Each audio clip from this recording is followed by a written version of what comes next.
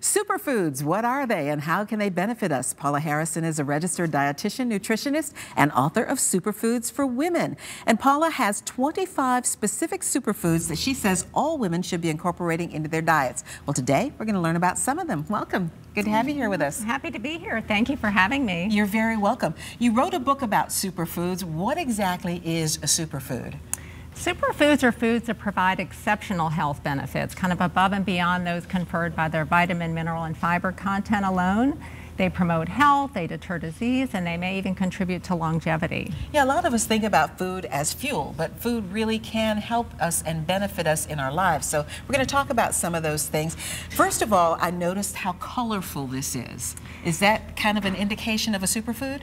Yes, in fact, a lot of superfoods are plant foods, like fruits and vegetables that I have here, that are rich in compounds known as phytochemicals or phytonutrients that work in a variety of ways to lower our risk of disease.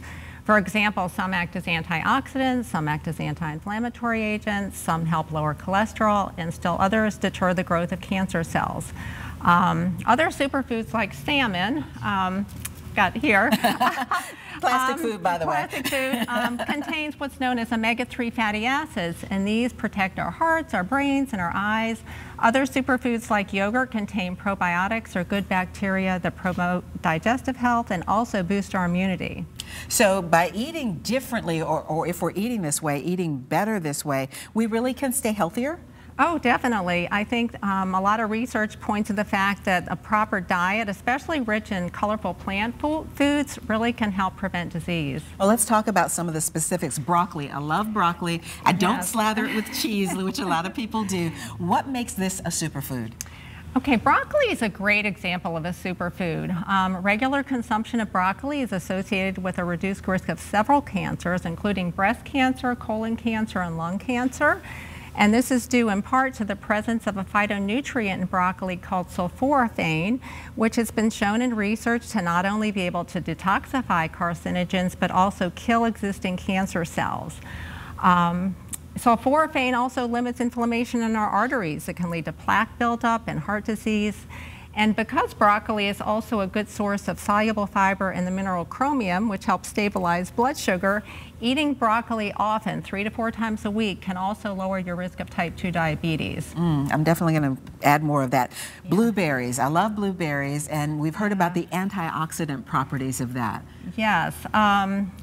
Blueberries get their pretty blue color from compounds called anthocyanins, and these are powerful antioxidants, like you said, that protect us against cancer, and recent research suggests that these anthocyanins also protect areas of our brains related to learning and memory.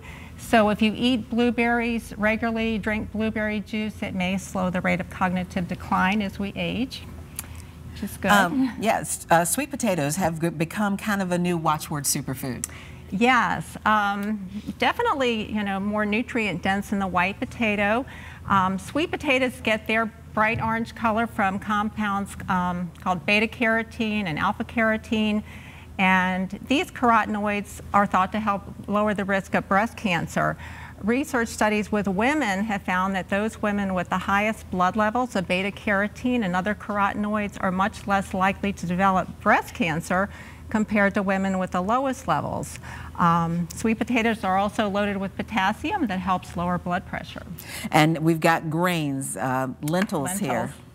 Actually, that's a legume. Yeah, they are legumes. Lentils are another great superfood. They're rich in protein, fiber, and phytonutrients that help stabilize blood sugar.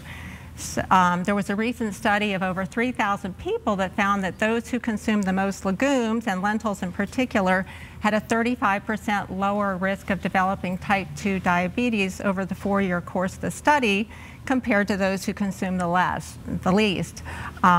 They've also found that lentils help stabilize blood sugar not only after the meal at which they're consumed, but at the subsequent meal as well. So they have a long-lasting effect on blood sugar. The book is called Superfoods for Women. Do these superfoods affect women differently than they do men? No, definitely they help men as well. I just focus my research on women's health issues and looked at the nutrient content in terms of what women's health needs were. And then you've got a beautiful salad here. A lot of women do eat salad on a regular basis, but that's got some superfoods in it. Yes. I think that people really need to be intentional about what they're eating, and one way is to make a grocery list that includes some of these superfoods, and then finding ways that they enjoy them. But soups, stews, salads, and smoothies are great ways to include a lot of superfoods in one meal. So for instance, you could make a colorful salad, as I have here, with spinach, tomatoes, carrots, purple cabbage, and walnuts. Top that off with extra virgin olive oil and a vinegar. This way, excuse me, you're getting lots of superfoods in one meal. And it's really going to be the consistent intake of these superfoods and their protective compounds that's going to make a big difference in your health over the long term. And one of the nice things about the book, Superfoods for Women, is that you actually go through 25 foods and talk specifically about all of the things that these can be beneficial, ways they can be beneficial to us as women. Yeah, excuse me, yes, I cover 25 foods, 5 fruits, 5 vegetables, 5 grains, 5 protein foods, and 5 fats. They're all here in this basket. At the end of the book, there's also a 7-day menu that incorporates the foods, and I have 18 healthy recipes as well. Oh, that's wonderful. And you said this took you about 5 years to write, and I said I would assume that things changed nutritionally and the way we look at foods in that time. I think people are more aware of the preventive benefits of food. I think, as you said, people know that food is fuel, and they know that it's important to not become deficient in vitamins and minerals. But I think the whole concept of these phytonutrients and other protective compounds has really come to the forefront of people's minds. Well, thank you so much, Paula, for joining us today. And if you'd like to get more information, the book is called Superfoods for Women.